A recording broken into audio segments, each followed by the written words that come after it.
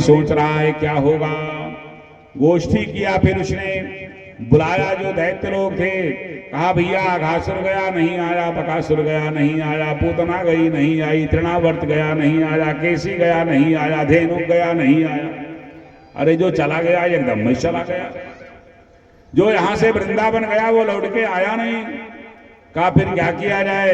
कहा कृष्ण और बलराम को यही बुला लिया जाए और बुलाने के बाद बस फिर यही काम तमाम कर दिया जाए। हाँ, कृष्ण ऐसा जो है निर्णय लेते हैं। कहा बुलाने कौन जाएगा। कहा यदि कोई मारने जाएगा तब तो मर जाएगा, लौट के नहीं आएगा। भाई जो गए वो तो एकदम में चला गया। कहा अक्रूर जी को भेज दिया जाए, नंद के विश्वास पात्र हैं तो अक्रूर जी चले जाएं, उन्हें लेकर चले आए। कहा प्रयोजन क्या बताया जाएगा। कहा सारी मथुरा नगरी को हम सजा देंगे और यहाँ मल्लशाला करवाएंगे, यहाँ बहुत बड़ा मेला लगवाएंगे, उसी में जब वो आएंगे नाकाबंदी कर दिया जाएगा, ब्रजवासियों को मार दिया जाएगा। ऐसा निर्णय लिया और फिर वहां अक्रूर जी को बुलाया गया। महाराज श्री अक्रूर जी आते हैं। अक्रूर जी जैसे आए, कंस उठ करके हाथ मिलाया, बगल में बिठाया। अक्रूर जी ने सोचा ठीक मुंह बात नहीं करने वाला, ये तो हाथ मिला रहा है, नवई नीच कर अति दुखदाई। हाँ, क्या मुझे बलि चढ़ाएगा। बहुत सतर्क रहना चाहिए। देखते हैं सवाल लगी हुई है। अक्रूर जी ने पूछा किस लिए याद किया, क्या कर सकते हैं। कहा आपको जाना पड़ेगा नंदगांव। कहा क्या करने के लिए। कहा न्योता दे आओ ब्रजवासियों को, कृष्ण और बलराम को वहां से ले आओ, क्योंकि हम लोग अब कुछ थोड़ा संधि करेंगे। ये विवाद अच्छा नहीं है, जो जाता वो मर जाता है, ये उचित नहीं रहता है। तो समझौता कर लिया जाए। अक्रूर जी समझ गए इसमें भाई भयंकर चाल, लेकिन यदि मैं ये कह दूंगा कि मैं नहीं जाऊंगा तुरंत ही मार डालेगा, बड़ा दुष्ट है ये कंस है। अब यदि मैं जा रहा हूं तब तो यदि कहीं गड़बड़ हुआ तब तो फिर मुझे भोगना पड़ेगा। चलो देखा जाएगा। अक्रूर जी ने निर्णय लिया कि जब मरी पूतना, मरा अघासुर, मरा बकासुर, मरा तृणावर्त, मरा केसी, मरा धेनु, तो कंस भी मरेगा। ये अपने काल को न्योता दे रहा है। अक्रूरोपी चिताम रात्रि मधुपुर्याम च केशव।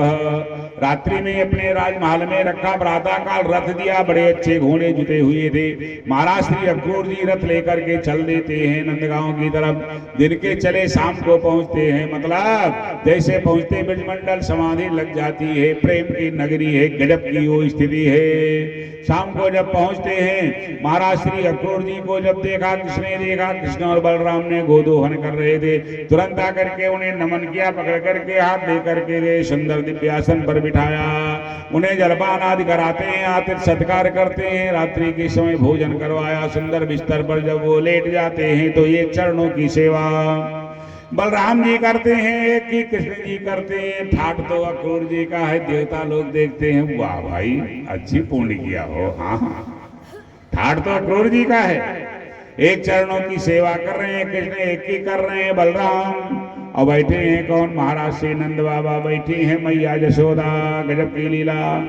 मथुरा के विषय में चर्चा हो रही है। जब पूछा भगवान श्याम सुंदर कन्हैया, किसने कहो चाचा जी सब ठीक है, नगरी ठीक है आपकी। कहा नगरी ठीक है लेकिन रहने वाले दुष्ट हैं। कहा मतलब। कहा कंस बड़ा दुष्ट है, वो ना अपने भाई, वो किसी का है ही नहीं। अरे जो बाप का नहीं है, बहनोई का नहीं है, बहन का नहीं है, बहने को मार ही डाला, अरे उसकी क्या उम्मीद रखी जाए। कहा उसने आपको बुलाया है, न्योता दिया है, हम आपको लेने के लिए आए हैं। बात करते करते रात व्यतीत हो जाती है, प्रातः काल हो जाता है। गोपियां आ जाती हैं। गोपियों के समझ में जब ये आया कि ये इन्हें ले जाने के लिए आए हैं, अक्रूर जी को डांटने लगी, लड़ने लगी वो गोपियां। कहती है नाम तुम्हारा क्या। कहा अक्रूर। कहा ठीक नहीं है, तुम्हारा नाम क्रूर होना चाहिए, निर्दयी होना चाहिए। ये अक्रूर किसने रख दिया। तुम तो बहुत बड़े निर्दयी हो, कंस के स्वार्थ को सिद्ध करने वाले हो। हम लोगों के प्राण हैं जिन्हें ले जाने के लिए आए हो। भगवान कन्हैया सबको समझाते हैं। शूलार्जुन देव परशुरामा मधुमंगल आदि कहते धोते का भैया हम कहा तुम लोग चलो, नंद उपनंद सुनंद महानंद ये सब तैयार हो गए। इन लोगों ने गोपियों को रोक दिया कि तुम लोगों को जाना वहां उचित नहीं है, क्योंकि वहां युद्ध हो सकता है। और इन लोगों ने निर्णय लिया ब्रजवासी कब तक ऐसे रहेंगे हो, डरे रहेंगे। चलो देखा जाएगा, जो कुछ होगा निपट लेंगे और क्या है। हाँ, सब तैयारी में अपना चल देते हैं। इधर जो ये बहुत जोर जोर से गोपियां रोने लगती हैं, भगवान सबको विलक करते हैं, वादा करते हैं आएंगे मिलेंगे, तुम लोगों को जाना उचित नहीं। बेहोश हो जाती है, मूर्छित हो जाती है, रथ धीरे धीरे चल रहा है। और इधर महाराज श्री अक्रूर जी सोचते हैं हाय हाय ब्रजवासियों के ये है प्राण, अब वो कंस इनसे द्रोह करता है, पता नहीं क्या सूझ पड़ी है उसे, यदि कहीं गड़बड़ ना हो जाए, कहीं मार ना दे, कहीं यदि कंस ने इन्हें मार दिया तब तो ये वैसे मर जाएंगे, ये गोपियां जीवित नहीं रह पाएंगी फिर, और सारा प्रायश्चित मुझे करना पड़ेगा, सारा पाप मेरे ऊपर ही चढ़ेगा, क्योंकि मैं ही लेने के लिए आया हूं। हे ब्रह्म जब लीला करता है तो जीव समझ नहीं पाता है, जीव भ्रम में पड़ जाता है, यही तो जीव की विशेषता है। और ब्रह्म की लीला यदि जीव समझ जाएगा तो ब्रह्म का मतलब ही क्या रह जाएगा। बोली भागवत भगवान की। रथ पहुंचा जमुना जी के किनारे। अक्रूर जी ने कहा भगवान श्री कृष्ण से, भैया, कहा हाँ चाचा, कहा स्नान नहीं बना पाए हो, कहा तो, कहा कहो स्नान कर लें तब चलें, कहा कर लो, वहां कोई जल्दी थोड़ो है। जब स्नान करने के लिए गए तो वहां भगवान का ध्यान कर रहे हैं। कौन भगवान? शांताकारं भुजगशयनं पद्मनाभं सुरेशं, ऐसे परमात्मा शेष की सैया पे शयन करने वाले, लेकिन ध्यान नहीं लगता। ध्यान में उनके कौन आते? कृष्ण और बलराम है आते।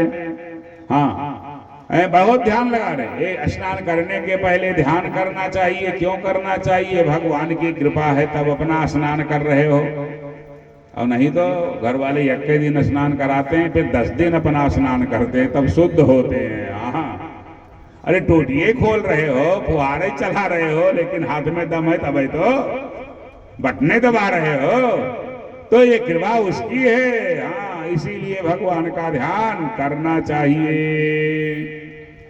भोजन आए तो भगवान का ध्यान करना चाहिए। प्रभु आपकी कृपा से मैं पा रहा हूँ, अच्छा कपड़ा ये लेकर के आओ, तो पहले भगवान का ध्यान करो। प्रभु आपकी कृपा से पहनेंगे तो मेरी शोभा बढ़ेगी, नहीं तो क्या होगा, एक लपेट देंगे फिर। हाँ, गजब लीला होती है। तो तुम ही निवेदित भोजन करही, तुम ही निवेदित भोजन करही, प्रभु प्रसाद पट भूषण धरही, प्रभु प्रसाद पट भूषण धरही। प्रसाद समझ करके उसे ग्रहण करना चाहिए। बड़ी देर तक ध्यान लगाए। भगवान ने सोचा अभी तो ज्यादा चक्कर में डाल देंगे तो दिक्कत पड़ेगा, कुछ करें। अब बस भान हो गया, मैं बेकार ध्यान कर रहा हूँ। नारायण तो ये है, शेष हैं बलराम, ये दोनों मेरे सामने ही हैं, हम ऐसे पता नहीं ध्यान के चक्कर में पड़े। अरे वाह, गजब हो गया। निश्चित है अब तो कंस मार दिया जाएगा। कंस को मारने के लिए इनका अवतार हुआ है। बहुत प्रसन्न, अब स्तुति करने लगे। वाह प्रभु वाह, आपके नाभ से कमल निकला तब हो गए ब्रह्मा, कानों के मैल के द्वारा हो गए मधुकैटभ, और कृपा किया आपने तब पृथ्वी का हुआ निर्माण। तुम्हें नरसिंह बने हो, तुम्हें कछुआ बने हो, तुम्हें बाराह बने हो, तुम्हें धनवंतर बने हो, तुम्हें पृथ बने हो, तुम्हें सनकादि बने हो, तुम्हें नारद बने हो। भगवान के अवतारों की चर्चा, तुम्हें मछली बने हो, तुम्हें परशुराम बने हो, त्रेता में तुम राम बने हो, और द्वापर है श्याम बने हो। भारंभो हर यदो तम वंदनम ते, भविष्य बोल गए। आप ही प्रद्युम्न के रूप में, आप ही अनिरुद्ध के रूप में। भगवान ने सोचा ये तो शुरू से लेकर आखिरी तक गाएंगे, अभी और शुरू हो जाएंगे, बड़ा देर हो जाएगा। अपनी मोहनी माया डाल दिया, जैसे डाल दिया माया फिर भ्रमित हो जाते हैं, वस्त्रों को पहन लेते हैं, आगे चल देते हैं। जब पहुंचते हैं का मथुरा नगरी लप लप लप लप कर रही है। कुछ तो कंस ने सजाया है, स्वतः सज गई है, साधारण नहीं है। क्यों? क्योंकि भगवान की वो अपने में जन्मस्थली है। भगवान श्याम सुंदर कन्हैया कृष्ण ने कहा अक्रूर जी से, चाचा जी, कहा हाँ, कहा क्या नगरी यही है? कहा हाँ भैया, नगरी तो यही है सामने वाली। कहा ये राजमार्ग है। कहा आपका घर किधर का? मेरा अंधेरा तो इधर है। तुरंत भगवान रथ से नीचे उतरते हैं। कहा अब आप जाएं अपने घर को। मथुरा नगरी का, अपनी जन्मभूमि का सम्मान करते हैं, प्रणाम करते हैं रथ से नीचे उतर करके, और कहा कि आप जाएं, हम लोग देखते हुए पहुंच जाएंगे राजमहल का, आइएगा जरूर का जरूर, मेला पहले देख लें, उसके बाद में हम आपसे मिलेंगे। ऐसा कह करके अक्रूर जी को विदा करते हैं। जब आगे बढ़ते सबसे पहले कौन मिला? वही धोबी मिला। कौन सा धोबी? जिसने सीता में दोष देखा था। गजब है ये संसार। यहाँ सीता में दोष देखा जाता, सावित्री में दोष देखा जाता, राम में दोष देखा जाता, कृष्ण में दोष देखा जाता है। ऐसे देखने वाले हैं। हाँ, ऐसा चश्मा लगाते हैं, इन्हें अच्छाई कम ही दिखाई पड़ती है, दोष ज्यादा दिखाई पड़ता है। क्या लेना देना इन लोगों से? अपने मस्ती में जरा मस्त रह करके देखो तो। ब्रह्मभूता प्रसन्नात्मा न सोचत न कांक्षति। बोलिए भागवत भगवान की जय हो। तो वही धोबी मिलता है जो कंस के वस्त्रों को धो करके ले करके जा रहा था। श्रीदामाद लोगों ने कहा भैया नगरी बड़ी अच्छी है, हम लोग तैयारी में नहीं चले, हम लोगों के कपड़े तो गंदे हैं। कहा तो क्या करें हम? कहा कोई धोबी से मांग ले, यदि आदेश हो तो। कहा मांग लो भैया। श्रीदामा बढ़े आगे। कहा मेरे कपड़े ले लो, अपने दे दो, मेला करके लौटेंगे बदल लेंगे। कहा कौन हो? कहा जानते नहीं, हम लोग ब्रजवासी हैं। कहा वो चाटा मारोगा, बुद्धि दुरुस्त हो जाएगी, औकात है तुम्हारी है इन कपड़ों को पहनने की? इन कपड़ों को पहनने की तुम्हारी औकात ही नहीं, ये राजसी वस्त्र हैं। मैं वापस कर दिया, आप चले आए। श्रीदामाद लोगों ने कहा भैया ये तो बड़ा दुर्मद है हो, यहाँ का धोबी जब इतना टर आता है तो राजा कितना टर रहेगा? कहा मतलब का बेइज्जती होगी। कहा क्या हो गया? अरे कहा दिया नहीं कपड़ा।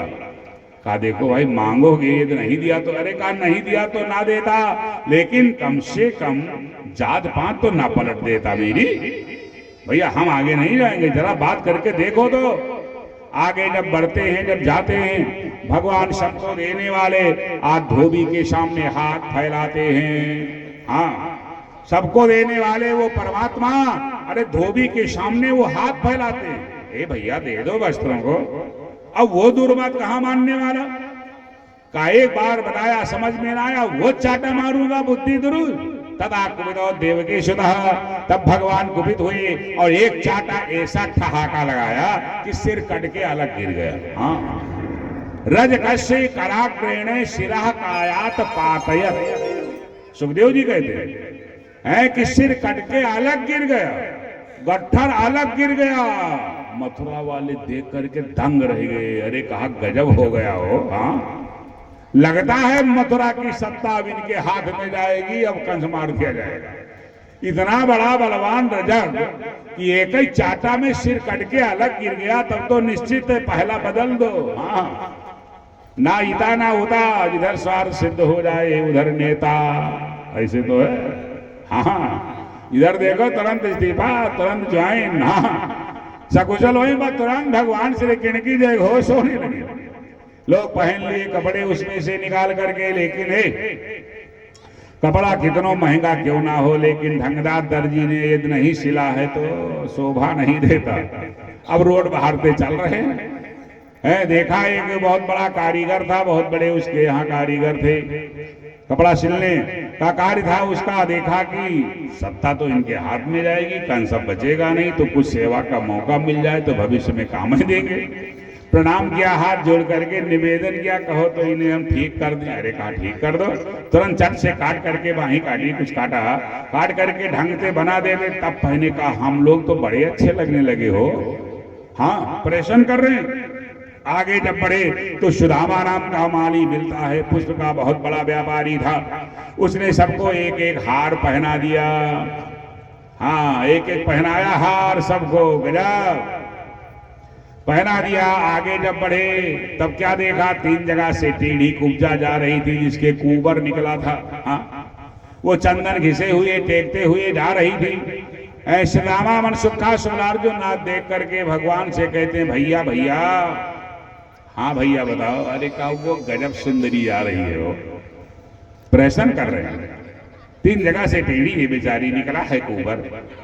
कहा वो देखो कितनी सुंदरी, अच्छी सुंदरी आ रही है, क्या गजब चाल है। भगवान ने मन ही मन विचार कर लिया, तो उन्हें सुंदरी यदि कह दिया तो अब सुंदरी उसे बना देंगे। हाँ चलो, कहा जरा देखो इससे बात करो। तो भगवान पहुंच जाते हैं, पूछते हैं देवी तुम कहे सुंदरी? उसने देखा, कहा हाँ सुंदर, नाराज नहीं हुई। भगवान ने कहा हे सुंदरी है? तो वो कहती है हाँ श्याम सुंदर बताओ। कहा कहाँ जा रही हो? कहा राजमहल। कहा क्या नाम है तुम्हारा और क्या काम है तुम्हारा? भगवान पूछते हैं। कहा तुम मेरा नाम जानना चाहते हो, मेरा काम? कहा हाँ बता दो फिर। कहा तो सुन लो, दास्यास में हम सुंदर कंस सम्मता। हे सुंदर, मैं कंस की दासी। तुम कंस की दासी हो? कहा। कहा तो तुम्हारा काम क्या है? कहा मेरा काम है चंदन घिसने का।